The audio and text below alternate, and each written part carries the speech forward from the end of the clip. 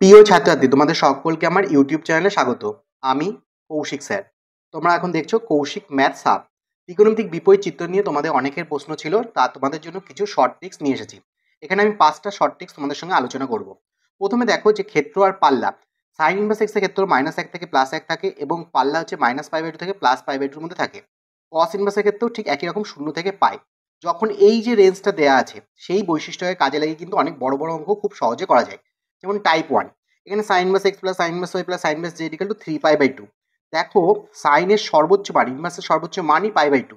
তাহলে এই 3π/2টাকে আমি তিনটে যোগফল হিসাবে একভাবেই সাজাতে পারি, π/2, π/2 আর π/2। তাহলে এখানে প্রথমে সাইন ইনভার্স এক্স এর মান কত হবে? π/2।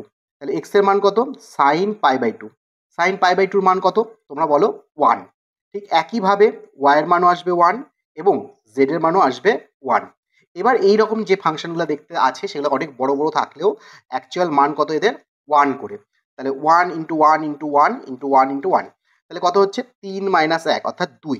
এত বড় যে অঙ্কটা আছে তার উত্তর কিন্তু খুব সহজে মুখে মুখে করতে পারি যদি আমি এদের ক্ষেত্র এবং পাল্লা জিনিসটা জেনে রাখি। এটা বইয়ের প্রথম দিকে আছে, অবশ্যই একটু দেখে যেও, কালকেই তোমাদের পরীক্ষা। তাই কস ইনভার্স এক্স এর ক্ষেত্রে এরকম ভাবে থাকলে 3π। দেখো কস ইনভার্স এক্স এর ক্ষেত্রে কত? হাইস্ট কত? পাই। যেহেতু 3π আছে তাহলে আমি এটাকে লিখবো পাই প্লাস পাই প্লাস পাই। এবার দেখো cos inverse x equal to তাহলে পাই, তাহলে এক্স এর মান কত? কস পাই। কস পাইয়ের মান কত? -1। ঠিক একইভাবে তাহলে ওয়াই এর মানও -1, জেড এর মানও -1। আমাকে কি জানতে চেয়েছে? X plus Y plus Z এর মান কত হবে? X plus Y plus Z এর মান কত হবে? তাহলে আমি এখানে কি বসাবো? -1 -1 -1, তাহলে -3 এক্ষেত্রে অ্যান্সার হবে। দেখো এর এর চেয়েও যদি বড় দেয় তাহলেও আমাদের কোনো ব্যাপার না। এবার তো আমরা শিখেও গেছি 3π/2 হলে এক্স এর মান কত? 1, ওয়াই এর মান কত? 1, জেড এর মান কত? 1। তাহলে এখানে কি একই আছে, পজিটিভ ব্যাপার আছে। পজিটিভ মানে কি 1 + 1 + 1 মাইনাস 1 + 1 + 1।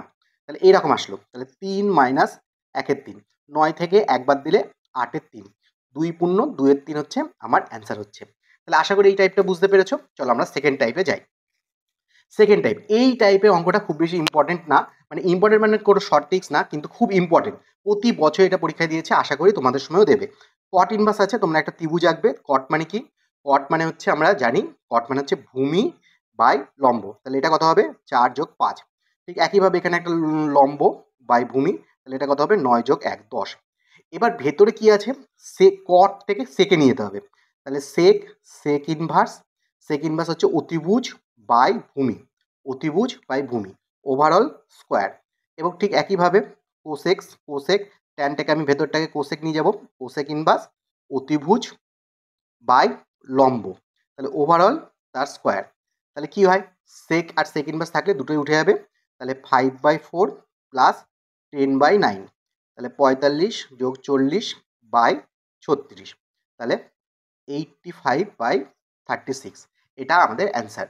ঠিক একইভাবে এইভাবে আমরা করতে পারি। আমরা আরও আরেকটা নিয়মে করতে পারি। এই যে সেক ইনভার্স আছে, তাহলে আমি এটাকে লিখতে পারি 1 plus tan square, tan of tan inverse 3 তার হোল স্কোয়ার। দেখো সেই ছোটোবেলায় থিওরি পড়েছিলাম sec square theta minus tan square theta equal to 1। তাহলে sec square theta equal to কি? 1 প্লাস ট্যান স্কোয়ার থিটা। ঠিক একইভাবে 1 প্লাস কট স্কোয়ার থিটা। তাহলে এখানে কি হবে? তাহলে তোমার হচ্ছে দুটোই উঠে যাবে। ট্যান আর ট্যান ইনভার্স উঠে গেলে 3 স্কোয়ার আর এখানে 4 স্কোয়ার 16। তাহলে কি দাঁড়ালো? 10 আর 10 আর এখানে 17 মানে 27। 27 আমাদের এক্ষেত্রে অ্যান্সার হচ্ছে। ঠিক একইভাবে তুমি দুটো নিয়মেই করতে পারো, যেটা হয় তুমি ত্রিভুজ আঁকবে ভেতরে। কট মানে কি? ভূমি বাই লম্ব, তাহলে এখানে কত হলো? 4 5। ট্যান মানে কি? লম্ব বাই ভূমি, মানে 9 + 1 মানে √10। তাহলে কি আছে? Cosec square, cosec square. Cosec মানে কি? অতিভুজ বাই লম্ব তার স্কোয়ার। আর এখানে কি আছে? সেক। সেক মানে হচ্ছে কট থেকে সেক মানে অতিভুজ বাই ভূমি তার স্কোয়ার। তাহলে 5 যোগ 10 15। তাহলে এই যে টাইপটা আছে এটা কিন্তু প্রতিবার পরীক্ষায় দেয় এবং আশা করি তোমরা এই টাইপটাও পেরে যাবে। ঠিক আছে, এরপরে আসছি আমরা টাইপ 3তে।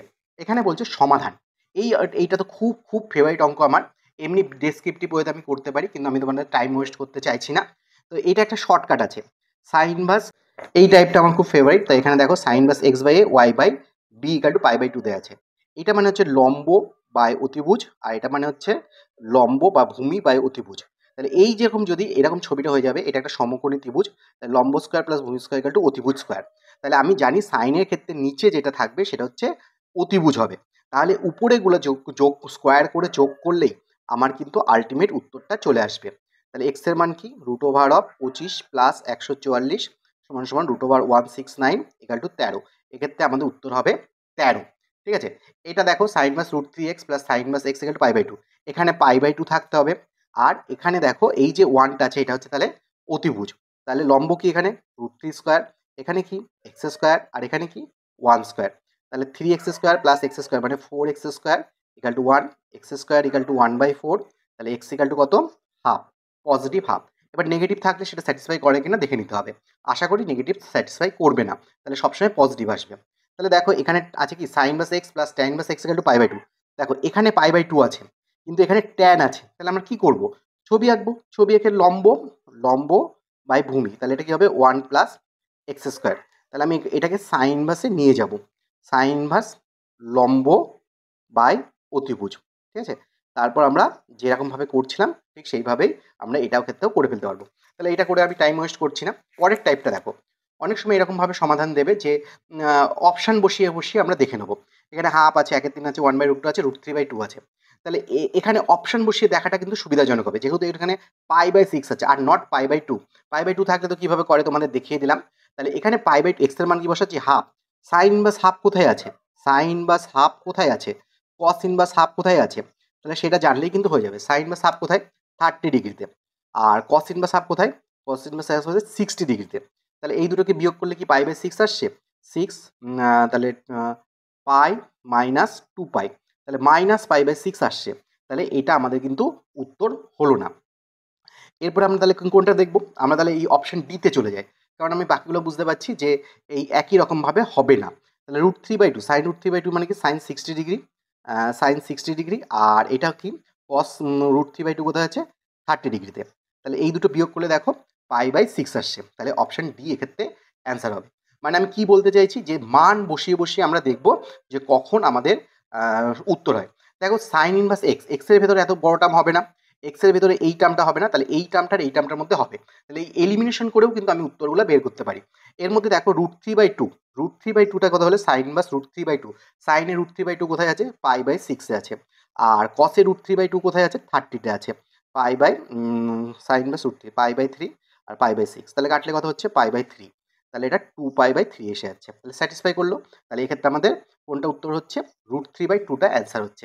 তাহলে এরকম অপশন বসিয়ে বসিয়েও কিন্তু তুমি অঙ্কগুলো করতে পারো। এরপরে দেখো টাইপ 4, যেটা অনেক বড় বড় অঙ্ক থাকে। এটা না একটা আইডেন্টিটি ফলো করে, tan π/4 plus theta plus tan π/4 minus theta. তাহলে এইটার ক্ষেত্রে উত্তর হয় হচ্ছে 2 sec 2 থিটা, 2 sec 2 থিটা। এটা আমাদের একটা ফর্মুলা বা আইডেন্টিটি, যেটাকে আমি শর্টকাটের জন্য ব্যবহার করতে হয়। শর্টকাটের সময় সবসময় শর্টকাট মানে হচ্ছে একটা পদ্ধতি যেটা সাহায্যে তুমি খুব সহজে উত্তরটা করতে পারবে। উত্তর কিন্তু প্রত্যেকটা অঙ্কের ক্ষেত্রে আলাদা আলাদা হচ্ছে। তাহলে এখানে কি হচ্ছে 2 sec 2 থিটা, দেখো π/4 প্লাস থিটা। তাহলে এই যে জিনিসটা আছে এটা হচ্ছে থিটা। তাহলে এইটা মানটা আমি বসিয়ে দেবো, half cos inverse a/b, half cos inverse a/b।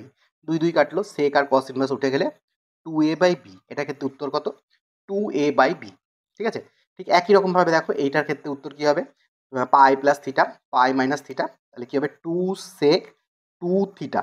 Theta মানে কি এখানে কস ইনভার্স 3/4। তাহলে সেই একই রকম 2 2 কেটে গেল, সেক আর কস পাশাপাশি আছে উঠে গেল, 2 × 3/4। তাহলে কত আসছে, 3/2। এক্ষেত্রে অ্যান্সার হচ্ছে। তাহলে এই টাইপটাও তোমরা ভালো করে বুঝতে পারছো। এরপর আমার বেস্ট টাইপ, যেটা টাইপ 5-এর মধ্যে পড়ছে। দেখো এক্ষেত্রে তোমাকে অঙ্কটা দেয়া থাকবে, অঙ্কটা কোন ফাংশনটা দেয়া আছে তোমাকে বুঝতে হবে। 1 - x স্কোয়ার না x square - 1, 1 + x square, 1 + x, 1 - x, কোনটা দেয়া আছে। মানে এমন কিছু বসাবো যার ফলে আমার ওই রুট জিনিসটা উঠে যায়। যেমন দেখো 1 - x স্কোয়ার থাকলে কী করবো, সাইন থিটা। x স্কোয়ার - 1 থাকলে কী করবো, সেক থিটা বা কোসেক থিটা পুট করবো। 1 + x স্কোয়ার থাকলে ট্যান থিটা বা কট থিটা। আর 1 + x, 1 - x থাকলে কস 2 থিটা। যেমন এটা দেখো লাস্ট টাইপের মধ্যে পড়ছে, প্লাসও আছে মাইনাসও আছে। তো আমরা কি করব, 1 + cos 2 থিটা বসিয়ে দেবো। তাহলে এখানে x এর মান 2 থিটা বসাবো। তাহলে 2 cos স্কোয়ার থিটা, এটা ফর্মুলা। তাহলে √2 cos থিটা।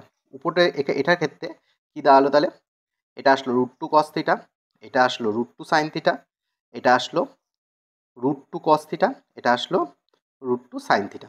এখানে আমি একটা সাইন ভুল লিখেছি, ঠিক আছে, এখানে এটা প্লাস হবে।